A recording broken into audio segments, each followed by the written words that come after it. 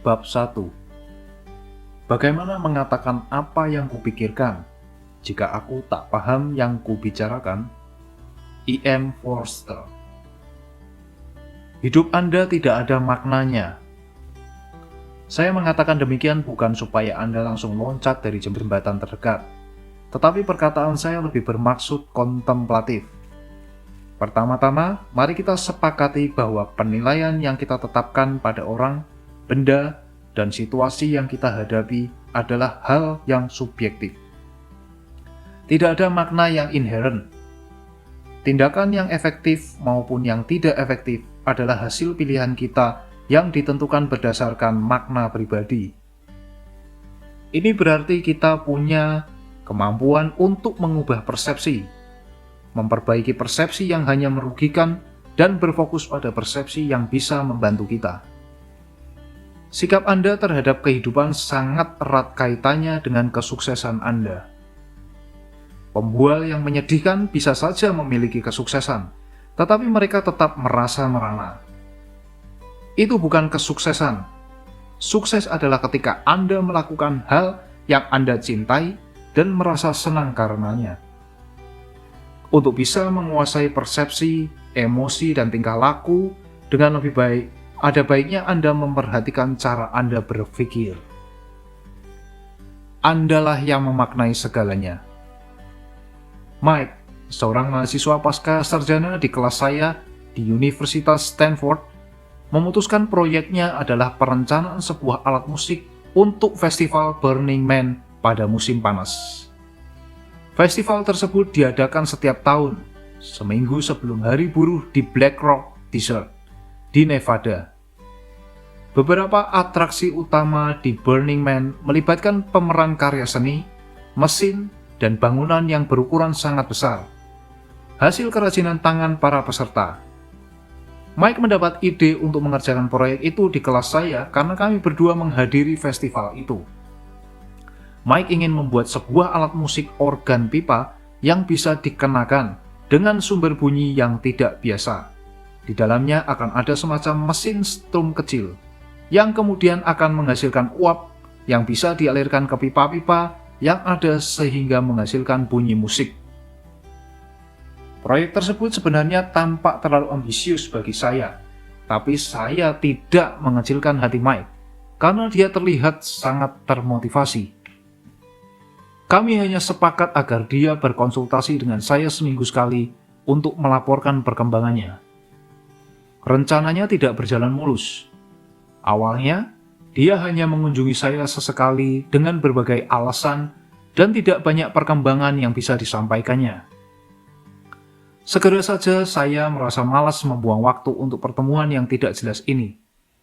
Saya katakan kepada Mike untuk tidak usah menemui saya kecuali dia memang memerlukan bantuan. Saya hanya akan menunggu hasilnya. Ketika festival itu akhirnya berlangsung, saya datang pada waktu yang sudah disepakati sebelumnya di perkemahan Mike di Burning Man. Saya datang bersama Adrian dan Steve, dua teknisi yang sangat mahir, anggota kelompok Burning Man saya. Mereka sangat antusias untuk melihat produk jadi Mike. Presentasi Mike sangat parah. Tampak jelas alat musik itu belum rampung sepenuhnya, dan demonstrasinya berjalan sangat buruk, kalau tidak mau disebut gagal. Mike merasa malu, saya merasa malu, serta Adrian dan Steve juga ikut merasa malu karenanya. Seumpama saya sedang diminta untuk menilai Mike sebagai pelamar kerja, saya jelas tidak akan bisa memberi rekomendasi yang bagus untuknya. 3 tahun kemudian, saya ada di Burning Man lagi bersama Adrian dan Steve, sedang menyaksikan pertunjukan tari yang dibawakan oleh kelompok Flaming Lotus Girl. Tariannya dilakukan secara simultan, dengan pahatan bergerak yang tampak luar biasa dan diberi nama Servant Mother. Sebuah pahatan metal sepanjang 51 meter menggambarkan kerangka ular yang sedang bergelung melingkari telurnya. Di puncak tulang belakangnya terdapat 41 pelontar api bertenaga propana yang meletuskan api hingga setinggi 6 meter ke udara, sehingga sepanjang punggung ular itu diselimuti api. Kepala dan rahangnya digerakkan oleh tenaga air. Seperti juga ribuan pengunjung lainnya, kami bertiga berdiri terpana di sana. Semuanya sepakat bahwa itu adalah proyek paling mengesankan yang pernah ada di festival tersebut. Kami menyaksikan pertunjukan itu selama beberapa saat, lalu pergi berkeliling. Beberapa jam kemudian saya kembali seorang diri. Ketika itu para penari sudah tidak ada, dan kerumunan orang sudah berkurang. Saya jadi bisa mendekat untuk memperhatikan detail struktur servant mother. Bagian diri saya yang seorang teknik mesin merasa penasaran dengan bagian-bagian yang menghubungkan kepalanya hingga bisa bergerak. Saya bertanya kepada seorang kru tentang karya tersebut. Dia bilang dia tidak tahu, tapi pria di sana itu punya pengendalinya dan dia tahu semuanya. Saya mengarahkan pandangan ke sana dan melihat Mike. Saya menghampirinya dan tanpa kejengahan kami langsung berpelukan lalu mulai berbincang. Ternyata dia cukup aktif di organisasi Flaming Lotus Girl. Misi mereka adalah melibatkan lebih banyak wanita ke dalam budaya pembuatan hasta karya yang bersinggungan dengan teknologi pahatan, kinetik, robotik, piroteknik, dan elektronik. Dalam prosesnya mereka menggunakan kolaborasi yang memungkinkan para anggota untuk mempelajari keahlian baru dan menjadi seniman yang aktif. Tentu saja saya begitu kagum dengan pencapaiannya. Ketika berkendara pulang dari festival, saya punya waktu 8 jam untuk berpikir tentang pengalaman saya. Saya ingat betapa malunya saya terhadap proyek Mike dulu, dan betapa bangganya saya saat ini atas usahanya yang baru. Dari pengalaman sebelumnya, saya tidak cukup yakin akan kemampuan Mike. Tetapi kalau ada yang bertanya kepada saya sekarang, saya tidak akan ragu lagi untuk memberi rekomendasi yang sangat baik. Tampak jelas bahwa Mike bukanlah pribadi yang dulu pernah saya sangkakan, dan pastilah kisahnya jauh lebih berwarna dan kompleks daripada yang bisa saya bayangkan. "Apakah aku sudah membayar hutangku?" tanya Mike dalam suratnya kepada saya beberapa waktu sesudahnya. Saya jadi tertawa. Ya, dia sudah membayar uangnya. Dibutuhkan proses dan beberapa saat untuk akhirnya bisa mengenal seseorang. Orang selalu berubah dan berkembang, secara baik ataupun buruk. Tetapi kita semua mampu untuk memperbaiki diri. Saya tidak tahu apakah yang dilalui Mike saat mengikuti perkuliahan. Saya kira dia hanyalah tipikal mahasiswa yang suka menunda-nunda dan tidak menganggap serius tugas kuliahnya. Waktu itu, begitulah saya memandangnya. Saya menganggapnya seorang pemalas karena begitulah kesan yang ditampakkannya. Begitulah nilai yang saya berikan pada pribadinya. Saya tidak mencoba untuk berpikir siapa tahu ada berlian yang belum terasa dalam dirinya. Pelajaran bagi saya, semua tidak seperti yang Anda pikirkan. Andalah yang memaknai segalanya. Putri saya tidak berarti. Di kelas, saya suka berkeliling ruangan dan meminta mahasiswa untuk menyebutkan sesuatu dalam hidup mereka, apapun. Lalu saya suruh mereka untuk bilang bahwa sesuatu itu tidak berarti. Tujuan kegiatan ini adalah untuk menunjukkan kepada mereka bahwa arti atau makna atau penilaian terhadap sesuatu maupun seseorang itu tidaklah bersifat inheren. Jadi, sebagai contoh saya akan bilang bahwa pekerjaan saya tidak berarti. Lalu orang selanjutnya akan bilang bahwa istrinya tidak berarti. Berikutnya orang-orang akan bilang bahwa diskul tidak berarti. Sepatu mereka tidak berarti, baju mereka tidak berarti, rambut mereka tidak berarti, berat badan mereka tidak berarti, sepeda mereka tidak berarti, kemampuan berhitung mereka tidak berarti. Segala hal yang kecil sampai yang sebenarnya bisa tampak sangat penting, semuanya dilengsarkan menjadi suatu kategori bahwa semua hal itu tidak memiliki arti intrinsik. Setelah itu, seluruh mahasiswa di dalam kelas akan menyebutkan pilihannya secara serempak, sehingga tidak ada yang mendengarkan satu orang secara khusus. Semua orang berbicara pada saat yang bersamaan, masing-masing mendata apa saja yang tidak berarti dalam hidupnya. Suasananya sangat berisik, tetapi juga sangat menyenangkan. Itu adalah kegemparan dan kegaduhan dari orang-orang yang merasa bebas, sehingga mereka tidak merasa jengah untuk menyebutkan secara lantang bahwa hal-hal yang biasanya mereka junjung tinggi sebenarnya tidak berarti. Anda tetap bisa melakukan hal-hal yang sama meskipun sendirian. Menyebutkan semuanya secara lantang pada diri sendiri bisa membuat Anda merasa bebas. Giliran Anda. Hirup nafas dalam-dalam selama beberapa kali. Pejamkan mata Anda selama beberapa menit. Buka mata Anda, lalu layangkan pandang ke seluruh ruangan, dari satu benda ke benda yang lain. Setiap kali Anda memandang satu benda, katakan bahwa itu tidak berarti. Misalnya, kursi itu tidak berarti.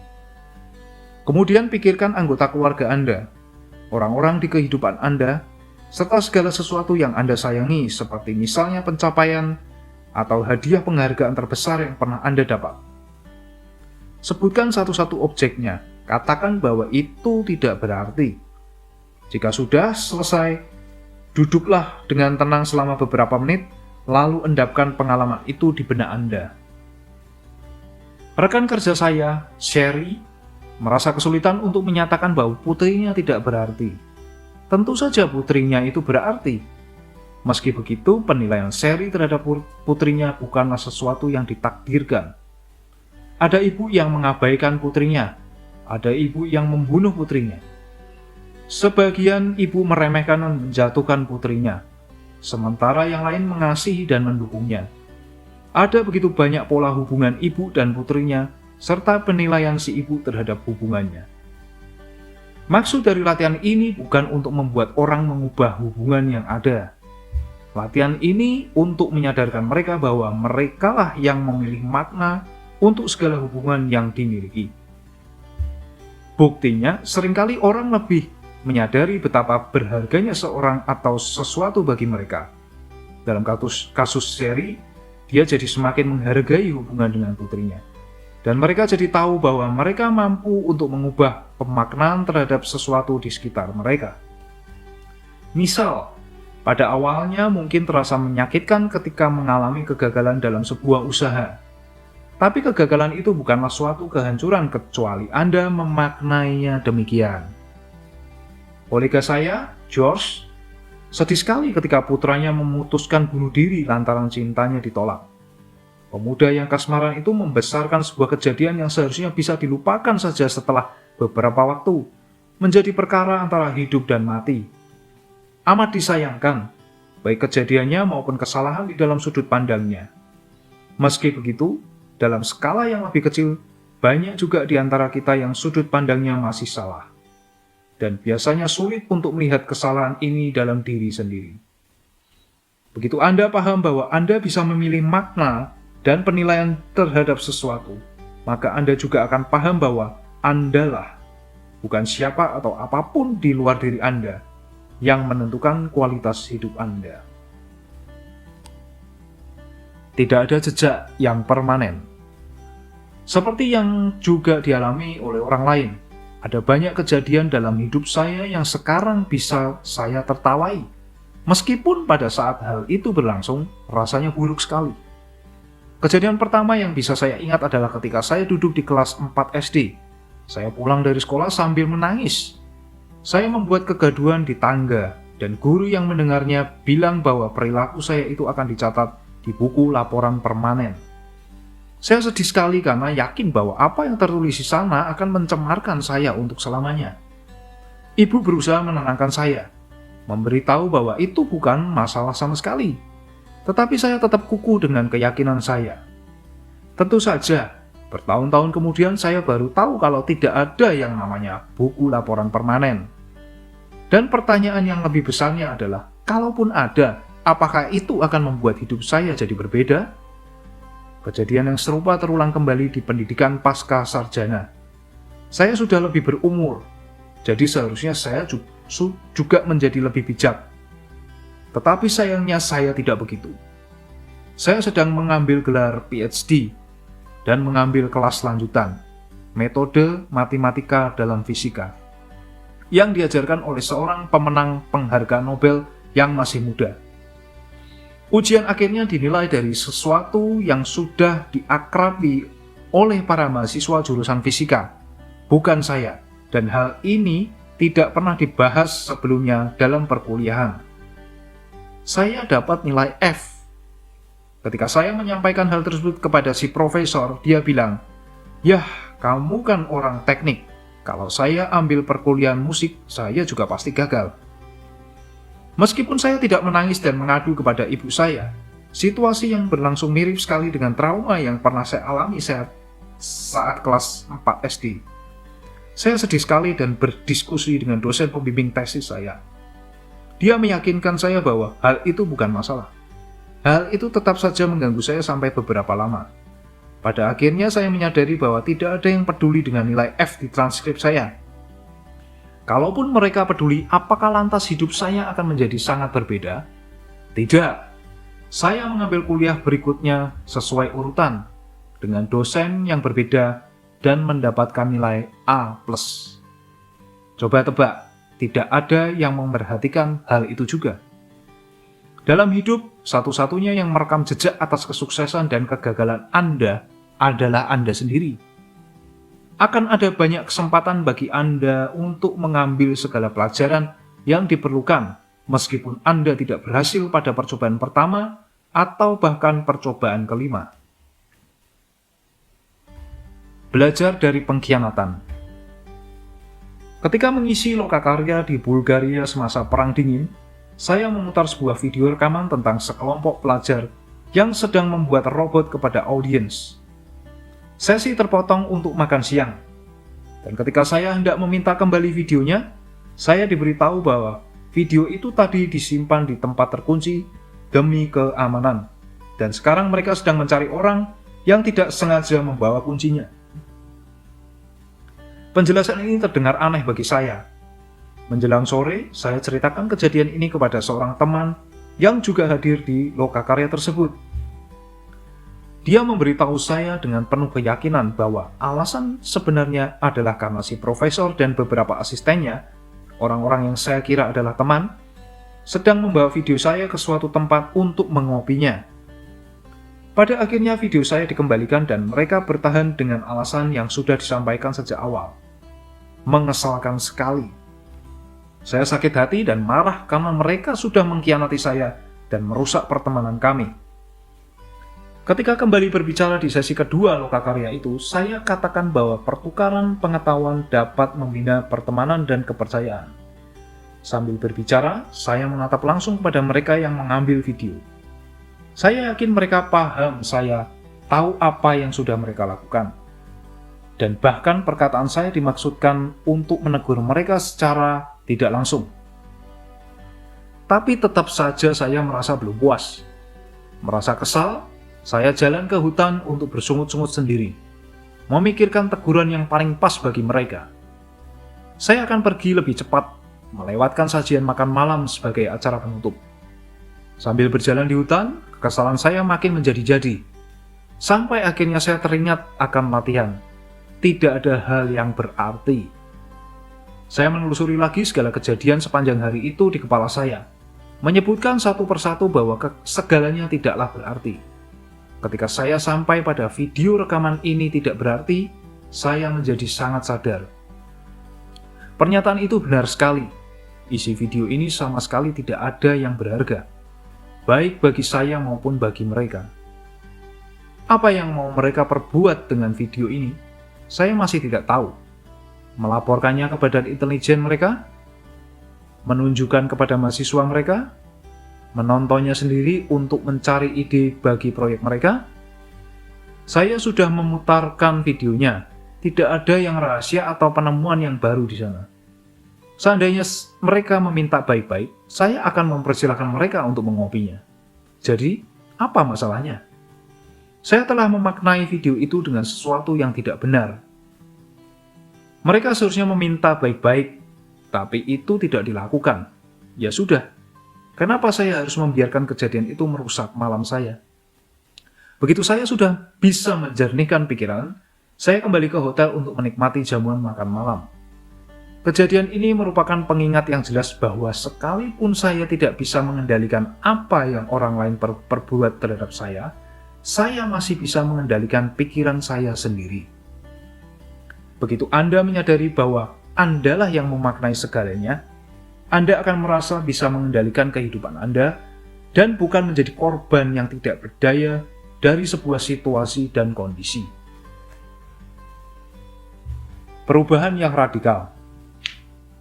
Ketika teman saya, N, mengetahui dirinya terkena kanker payudara dan harus dimastektomi, dia menulis Modified Radical, sebuah puisi panjang tentang pengalamannya, yang diterbitkan dalam New England Journal of Medicine, jurnal pengobatan New England.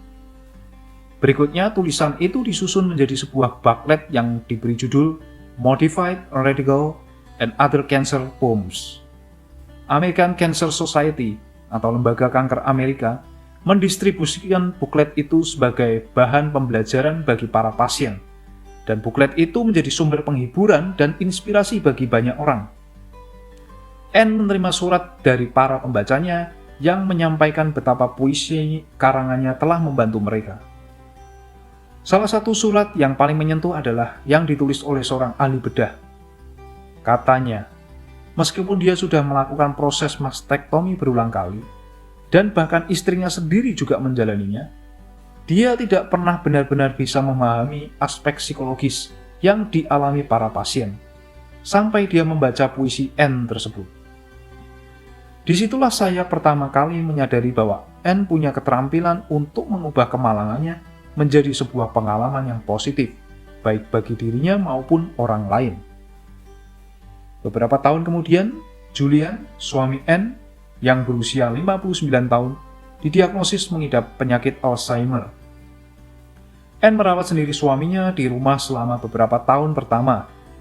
Meski begitu, pada akhirnya kondisi Julian terlalu buruk untuk dihadapi N seorang diri, sehingga dia menempatkan di panti perawatan yang berjarak sekitar 60 km. N mengunjungi suaminya secara rutin, dan saya suka ikut sebulan sekali. Biasanya kami akan menjemput Julian di panti untuk membawanya ke sebuah taman di pinggir danau yang letaknya tidak jauh. Di sana kami bergandengan tangan, jalan-jalan santai, sambil menyanyikan lagu lawas seperti Oh My Darling Clementine. Dan untuk menghormati Julian yang berdarah Skotlandia, The Bonnie Banks Old Sloman. Sebagai penutup, kami suka membelikan Julian es krim atau pengenan manis lain karena dia masih sangat menyukai sesuatu yang manis. Kunjungan itu selalu menyenangkan, penuh dengan kehangatan dan sukacita. Bahkan pada hari-hari ketika Julian entah kenal saya atau tidak. Setiap kali berkendara pulang, saya merasa bersyukur atas kehidupan saya. Sesudah saya selalu menanti-nantikan kunjungan berikutnya.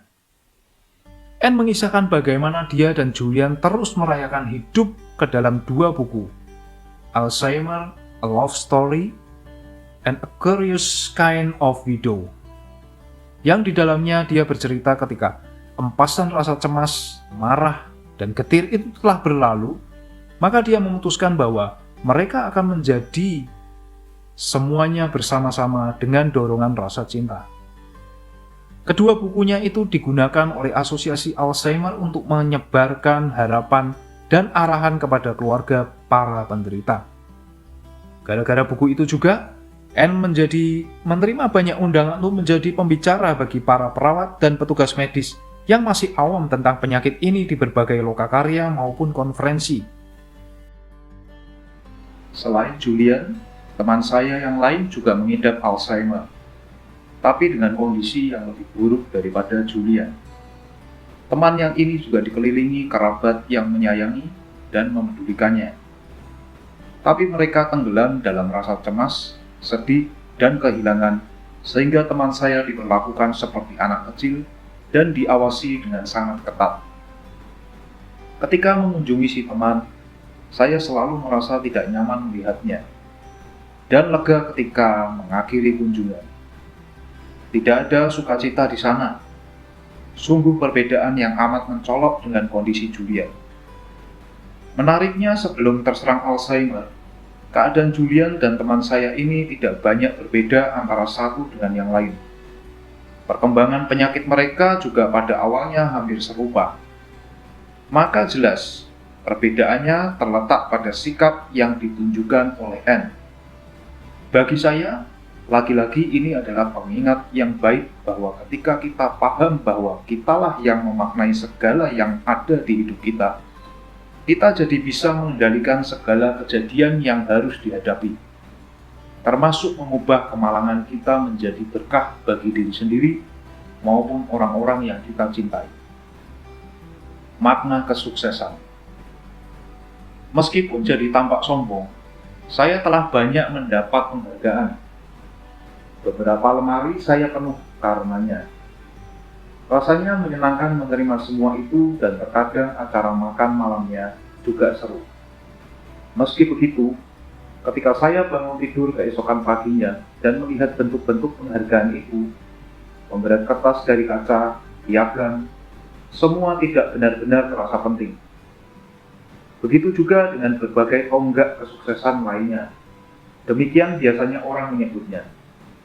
Mendapat gelar kehormatan, lulus dari universitas, mendapat pekerjaan dengan gaji yang besar, mendapat pekerjaan dengan gaji yang lebih besar, menjadi penjual berprestasi dalam sebulan, punya ruang kerja yang besar di kantor, mendapat fasilitas kendaraan dari perusahaan, diwawancara media, memenangkan penghargaan.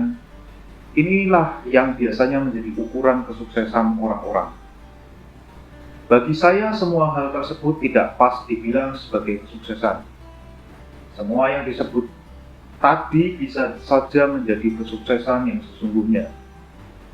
Sesuatu yang Anda rasakan sangat bernilai selama lebih dari sehari, atau bisa juga sekedar menjadi simbol prestis yang Anda gunakan untuk menunjukkan kepada orang lain bahwa Anda bukan sembarang orang. Apakah Anda benar-benar merasa bahagia karenanya? Saya kenal seorang multijutawan yang hidupnya merana. Mereka menghabiskan uang yang dimiliki untuk menyedot lemak yang menumpuk di bagian pinggang mereka dan mempekerjakan pengawal karena mereka merasa paranoid bahwa orang-orang sedang mengejar mereka.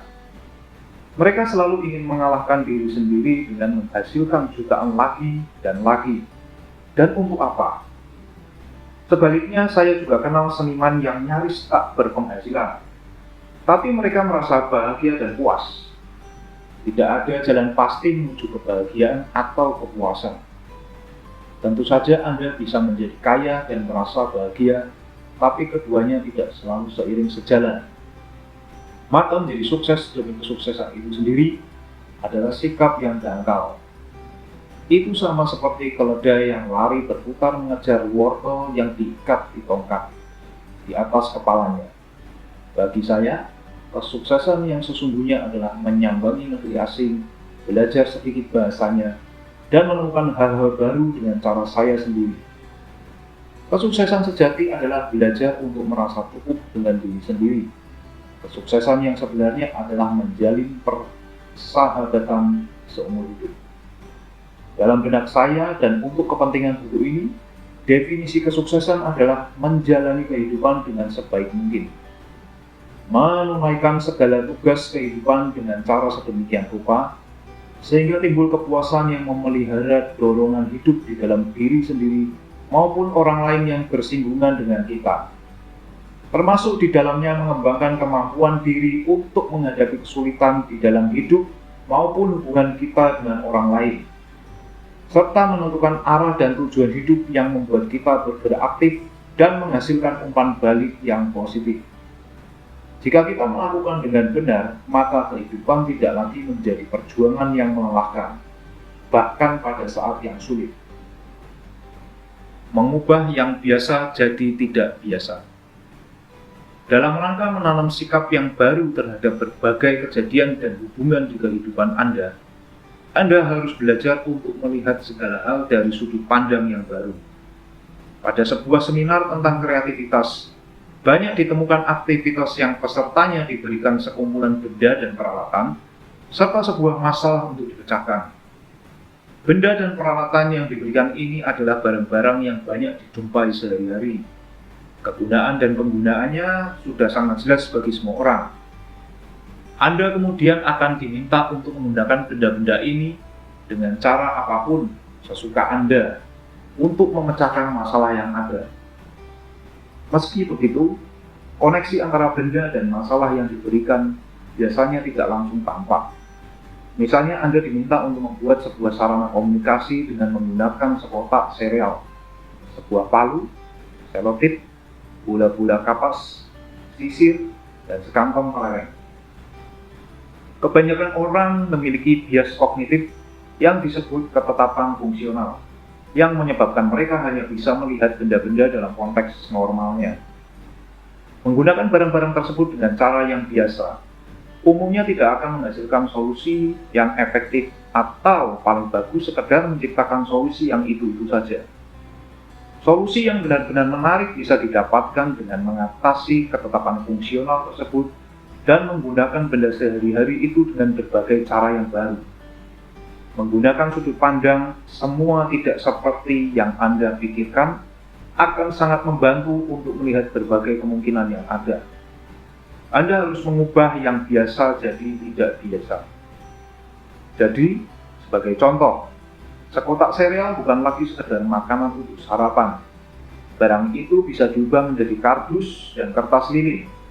Bisa sebagai sumber biomasa atau sumber keripik dan gandum kecil, atau bisa dibuat menjadi campuran berlumpur. Begitu juga palu bisa dijadikan sebagai pemberat, sumber besi dan kayu, serta bisa juga berfungsi sebagai kumparan pembentuk logam, dukat-dukit atau pendulum. Selotip bisa digunakan sebagai perekat, tapi bisa juga dibentuk sesuka hati sehingga menjadi bangunan tersendiri. Ada begitu banyak penggunaan benda-benda tersebut secara kreatif untuk menyelesaikan tugas yang diberikan. Dinamika yang sama juga bisa diterapkan kepada diri sendiri. Bagaimana fungsi benda-benda nyata bisa ditransformasikan menjadi sesuatu yang berbeda, perilaku dan hubungan kita pun demikian. Awalnya mungkin sulit untuk mendobrak dogma yang sudah tertanam, tapi begitu Anda bisa melakukannya, maka sudut pandang Anda terhadap dunia menjadi terbuka lebar. Berhenti melabeli segala sesuatu seperti yang Anda tahu. Mike bukanlah orang yang gagal karena proyek kuliahnya tidak berhasil. Anda bukanlah pecundang lantaran kehilangan pekerjaan. Ubahlah yang biasa menjadi tidak biasa. Maka Anda akan mendapati hasil yang mencengangkan dan menyenangkan. Bukan sesuatu yang membosankan, tidak berguna, dan biasa-biasa saja. Pengalaman pertama saya merasakan manfaat dari sebuah persepsi lama terjadi setelah saya menyelenggarakan lokakarya kreativitas yang intensif sepanjang hari. Saya sedang melihat dan saya merasa sangat lelah. Saya duduk santai di depan sebuah air mancur besar sendirian. Tiba-tiba melalui kabut kelelahan yang saya rasakan, air mancur itu berubah dari yang tadinya aliran air menjadi partikel yang jumlahnya tak terhingga, yang berloncatan satu dengan yang lain. Rasanya seperti saya bahkan terlalu lelah untuk fokus pada wujud air mancur. Jadi saya duduk di sana memperhatikan komponen-komponennya saja. Jika Anda tak lagi melabelkan dunia, pekerjaan, dan kehidupan Anda, maka Anda mungkin bisa melihat lintasan menakjubkan yang ada di sana untuk dijajaki. Beberapa mahasiswa favorit saya tidak pernah lulus. Mereka begitu menakjubkan dan berbakat, tapi bukannya bermain mengikuti aturan, mereka justru mengambil jalan yang berbeda. Orang tua mereka barangkali tidak merasa senang pada awalnya. Meski begitu, tidak mengherankan ketika sesekali bertemu salah satu dari mereka secara tidak sengaja. Saya hampir selalu menemukan bahwa ternyata dia sudah mengambil pilihan yang membuatnya bahagia. Dan seringkali dengan begitu mereka pun telah membuat dunia jadi lebih baik. Anda bisa menghilangkan label sepenuhnya, atau Anda bisa juga mengganti label agar lebih efektif. Penelitian-penelitian terkini banyak menemukan bahwa mengubah label bisa mengubah perilaku. Para peneliti telah menemukan bukti ilmiah bahwa, misalnya, jika Anda meminta orang lain untuk menjadi pemilih, maka akan lebih banyak orang yang akan ikut memilih daripada kalau Anda meminta mereka untuk memilih. Sama halnya, jika Anda meminta orang supaya tidak menjadi peselingkuh, maka kemungkinan perselingkuhan akan mengecil daripada jika Anda meminta orang untuk tidak berselingkuh. Kesimpulannya adalah, orang lebih peduli untuk memperbaiki citra dirinya daripada perilakunya. Oleh sebab itu, untuk mengubah perilakunya, ubahlah dulu citra diri Anda. Kita semua punya gambaran tentang apa dan siapa diri kita. Bisa jadi citra diri yang kita miliki ini akurat, tetapi bisa juga tidak. Bagaimanapun, citra diri ini menentukan bagaimana kita merespon dunia sekitar. Dalam bukunya yang berjudul Mindset, The New Psychology of Success, Carol Dweck menulis, berdasarkan penelitian saya selama 20 tahun, terbukti bahwa gambaran yang Anda terapkan pada diri sendiri berpengaruh sangat besar terhadap keputusan yang Anda ambil dalam menjalani hidup. Faktor itulah yang menentukan apakah Anda mampu menjadi sosok yang Anda inginkan dan apakah Anda mampu meraih hal-hal yang Anda anggap berharga. Sesekali kita mendapatkan pengalaman hidup yang penuh makna dan mengubah segalanya. Tapi kebanyakan perubahan terjadi sedikit demi sedikit. Beberapa pengalaman positif atau negatif yang tak terduga akan menggeser sedikit citra diri Anda. Melalui perubahan yang kerap terjadi satu demi satu, itulah citra diri berubah seutuhnya. Perubahan yang berjalan dengan tepat akan meningkatkan keyakinan Anda tentang apa saja yang bisa Anda raih. Para psikolog akan mengatakan bahwa self-efficacy, baca keyakinan akan mampu menyelesaikan pekerjaan atau mengatasi tantangan Anda jadi meningkat. Hal ini yang terjadi pada Do ketika dia memutuskan bahwa dia bisa mengendalikan masalah gula darah diabetesnya yang muncul terlambat dengan bersepeda 3 kali seminggu dari rumahnya di lingkungan kampus Stanford ke wilayah pegunungan Skylonda. Jarak tempuh pergi pulangnya sekitar 32 km. Dengan perbedaan ketinggian mencapai 450-an meter. Pada mulanya semua berjalan lancar. Dia lalu mulai menyadari betapa banyak sampah yang ditemuinya di jalan. Awalnya dia hanya berpikir seorang seharusnya membersihkan sampah-sampah itu. Tidak lama kemudian pemikiran itu meresap di benaknya bahwa seseorang itu bisa saja dirinya sendiri. Maka dia mulai membawa kantong plastik besar dan berhenti sesekali untuk memunguti kaleng bekas atau sampah lainnya. Secara perlahan, hal ini menjadi persona yang baru baginya. Pada akhirnya, dia mengangkut segunung sampah di atas sepedanya, membersihkan sebagian besar ruas jalan seorang diri. Semakin banyak orang yang tahu tentang kegiatan Do ini, semakin banyak dukungan positif yang diterimanya dari masyarakat sekitar sana. Semakin banyak pengendara yang menyapanya, beberapa bahkan menawarkan uang atas kerja keras tersebut. Dia menjadi tamu kehormatan di pesta rakyat, kisah tentangnya ditulis di koran-koran lokal. Sebuah film dibuat tentang upayanya membersihkan jalan, dan dia menerima penghargaan lingkungan dari San Mateo County. Dia menjadi selebriti lokal. Citra dirinya sudah berubah banyak, dari Do yang hanya berpikir seseorang seharusnya membersihkan sampah-sampah itu, dia sekarang adalah Do si pecinta lingkungan, atau sebagaimana saya biasa menggodanya, Profesor Poubelle, bahasa Prancis untuk tempat sampah. Konsep self-efficacy sudah banyak digunakan untuk mengatasi fobia dan berbagai keyakinan lain yang membatasi, serta tentu saja di banyak kasus psikoterapi. Pemikiran yang sama juga sudah digunakan dalam pendidikan dan dalam menciptakan jalan menuju kehidupan yang sukses. Semestinya, citra diri menentukan sebagian besar yang kita lakukan atau tidak lakukan. Tapi pada kenyataannya, semua tidak sesederhana itu. Siapa yang mengendalikan otak Anda? Pada umumnya kita mengira kitalah yang menentukan tindakan kita.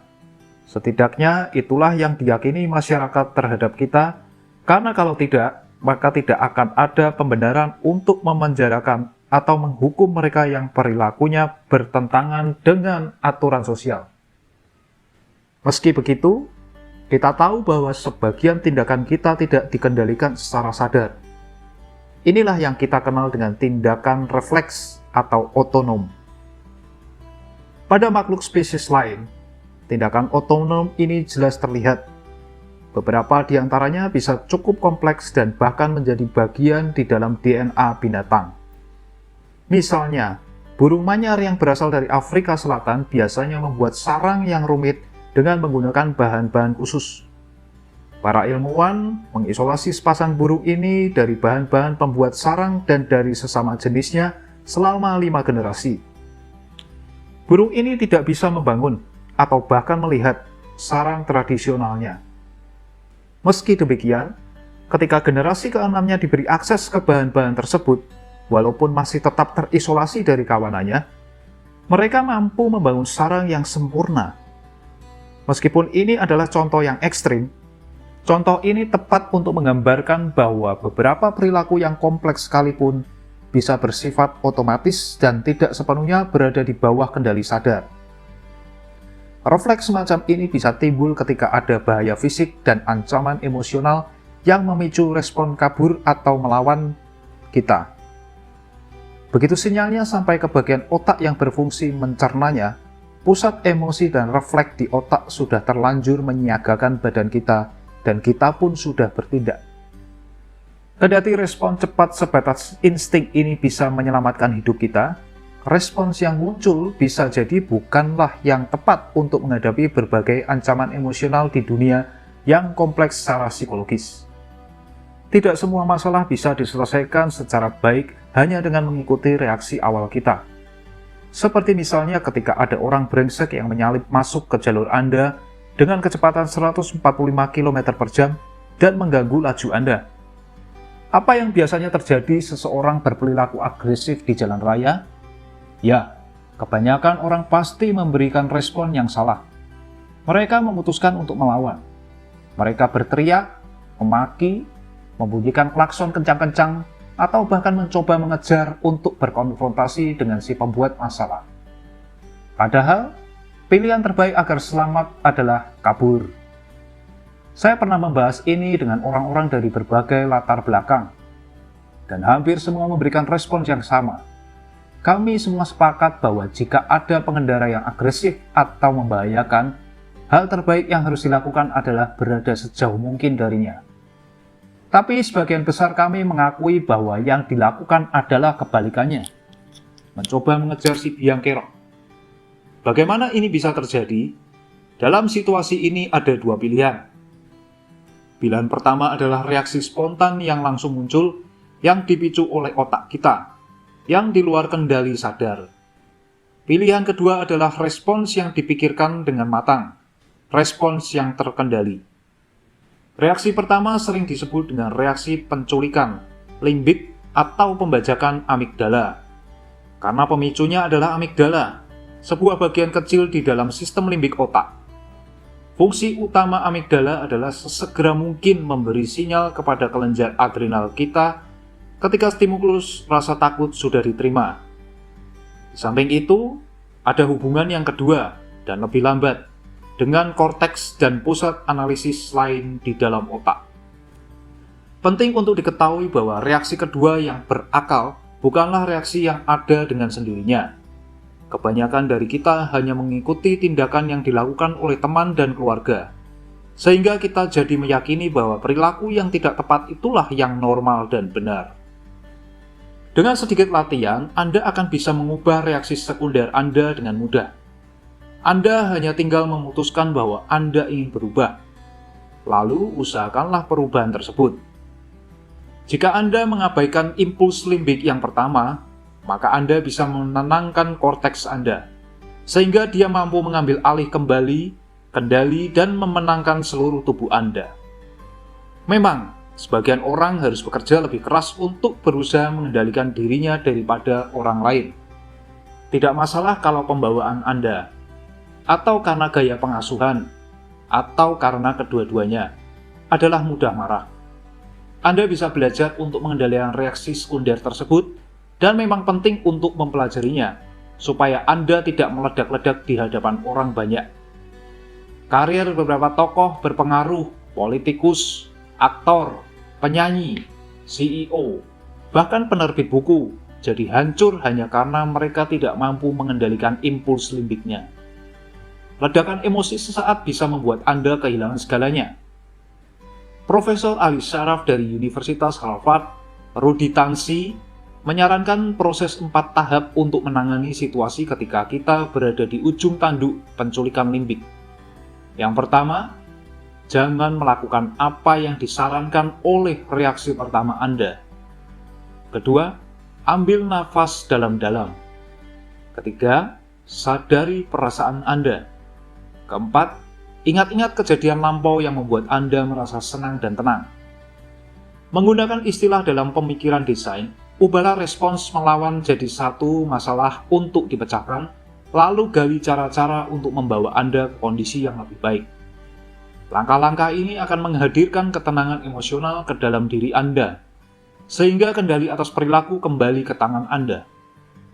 Pada banyak kasus, Anda hanya perlu melakukan 3 tahap pertama untuk mengendalikan situasi. Butuh latihan memang, dalam istilah pemikiran desain, perlu menciptakan prototipe dulu.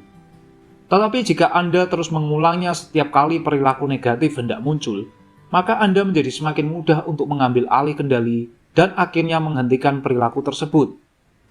Bagaimanapun, mengambil nafas dalam-dalam di segala situasi tidak pernah merugikan.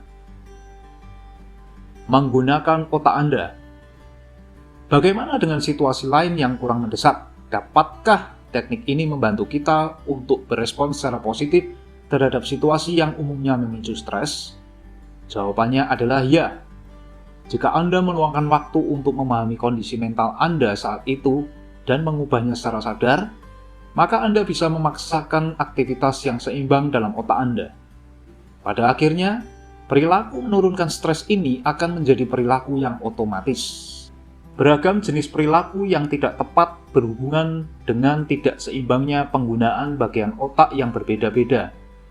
Jadi, sebagai contoh, patologi makan berhubungan dengan bagian reptil otak atau batang otak. Narsisme atau perilaku dramatis yang berlebihan dikarenakan adanya hambatan di bagian otak yang mengatur emosi atau limbik. Intelektualitas berlebihan disebabkan adanya hambatan di bagian yang berfungsi untuk analisis lanjutan neokorteks. Kita bisa mencegah berbagai hambatan tersebut dengan melatih kesadaran diri. Latihan ini dimaksudkan agar kesadaran otak terhadap indera, tubuh, dan sosial jadi lebih meningkat. Konsep ini yang biasanya disebut dengan pikirkanlah yang paling utama, yang juga merupakan prinsip utama dalam terapi perilaku kognitif, sebuah cabang psikologi yang meyakini jika kita bisa mengubah pikiran kita, maka kita juga bisa mengubah perilaku. Meskipun cara ini tidak selalu berhasil bagi setiap orang, saya tetap menyarankan agar dicoba dilakukan. Apapun yang menyebabkan Anda ada di kondisi saat ini, jika Anda bisa mengubah pola pikir Anda dengan penuh kesadaran, maka itu bisa membantu memecahkan masalahnya. Giliran Anda. Siapa saya? Apa yang saya inginkan? Apa tujuan saya? Tanyakan ketiga hal ini kepada diri Anda secara berulang-ulang, dan jawablah dengan pikiran pertama yang tercetus di kepala Anda. Anda bisa menuliskan jawabannya di jurnal atau buku catatan, atau bisa juga sekadar mengucapkannya dalam hati. Janganlah terlalu dipikirkan, langsung jawab saja pertanyaannya. Tidak apa jika Anda hanya mengulang-ulang, atau jika jawabannya tidak cukup masuk akal. Setiap pertanyaan tersebut harus ditanyakan ulang selama sedikitnya 5 atau 10 menit. Jika Anda seseorang yang bisa menemani Anda, kalian bisa bergantian. Satu orang mengulangi pertanyaan yang sama dan orang lain berusaha menjawab. Tentu saja jika ada 2 orang maka pertanyaannya diubah jadi, siapa Anda? Apa yang Anda inginkan? Apa tujuan Anda? Jawaban saya bisa saja, saya seorang ayah, saya seorang suami, saya ingin menuntaskan penulisan buku saya ingin waktu yang lebih banyak, tujuan saya adalah mengajar, tujuan saya adalah hidup. Semua jawaban ini bagi saya adalah jawaban yang paling dangkal. Butuh beberapa saat sampai jawaban yang lebih dalam bisa tergali. Lakukanlah. Anda bisa saja merasa terkejut dengan jawaban yang muncul, dan bagaimana hal tersebut membantu kebiasaan menang Anda. Latihan ini hendak memaksa Anda agar meluangkan waktu untuk berpikir secara mendalam tentang makna hidup Anda. Hal yang lebih penting daripada jawaban Anda adalah Anda membuka diri terhadap pertanyaan-pertanyaan ini. Melakukan latihan ini biasanya berujung pada relaksasi, meningkatkan energi di dalam diri, dan menjaga peningkatan gairah hidup.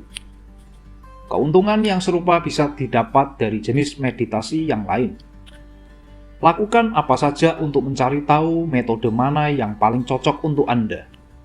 Saya jarang bermeditasi dengan cara yang biasa. Saya hanya melakukan berbagai hal yang efeknya sama seperti jika saya bermeditasi. Saya berjalan kaki, mengayuh sepeda. Saya menghabiskan waktu seorang diri di alam terbuka jika saya butuh menenangkan pikiran. Hal lain yang juga efektif bagi beberapa orang adalah tindakan repetitif yang tidak membutuhkan banyak konsentrasi. Merajut, merenda, berkebun, dan menggambar asal-asalan. Semua itu berefek sama dengan meditasi, atau bahkan lakukan yang lebih sederhana lagi. Jika Anda sedang merasa gelisah, diamlah selama beberapa menit untuk fokus pada pernafasan Anda. Perhatikan dengan seksama setiap nafas yang dilakukan. Hirup dan embuskan.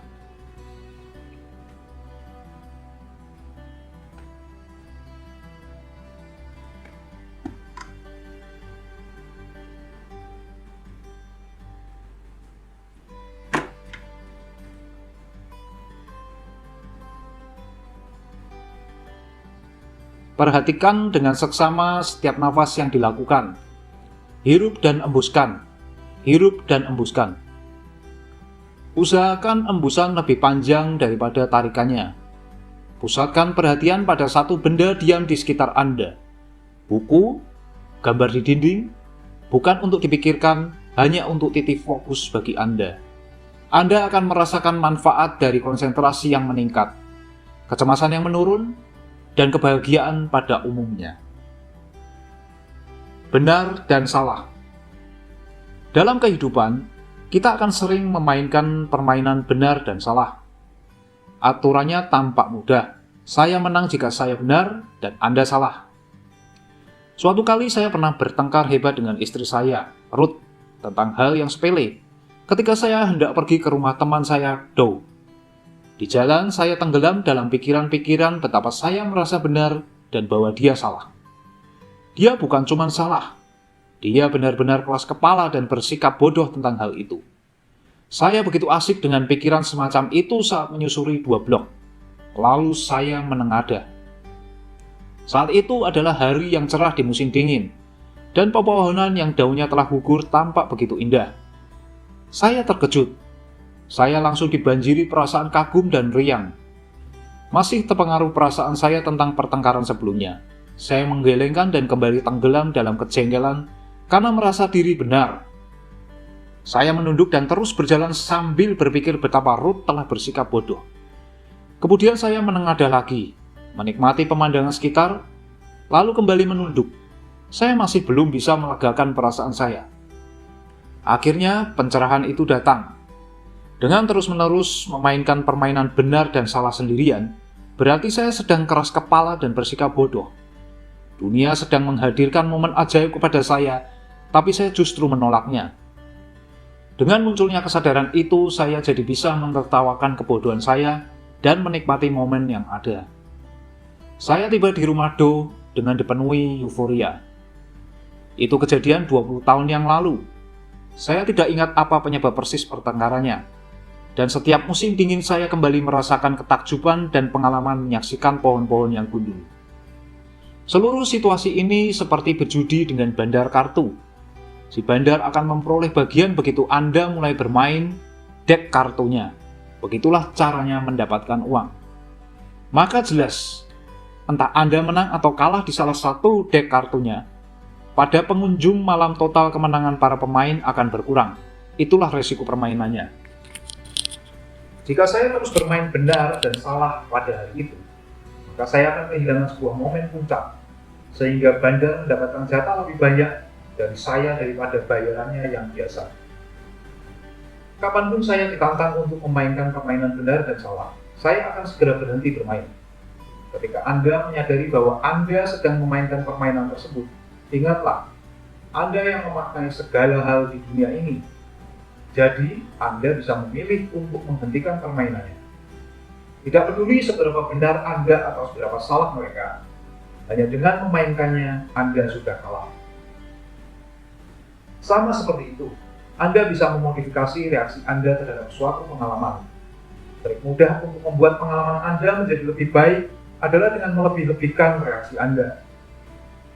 Misalnya, jika Anda sedang berada di sebuah rapat yang membosankan, ucapkan dalam hati bahwa ini adalah rapat paling membosankan yang pernah Anda hadiri.